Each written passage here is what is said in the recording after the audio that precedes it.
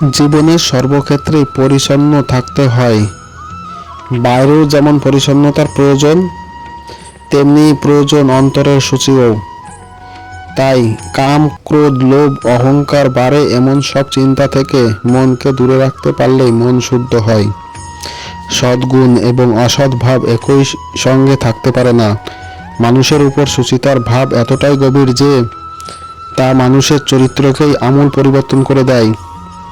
দেহের সভ্যতা থেকেই সকলের আগোচরে ধীরে ধীরে মন শুদ্ধ ও পরিপুষ্ট হয়ে ওঠে। পরিচ্ছন্নতা একটি সামাজিক কর্তব্য।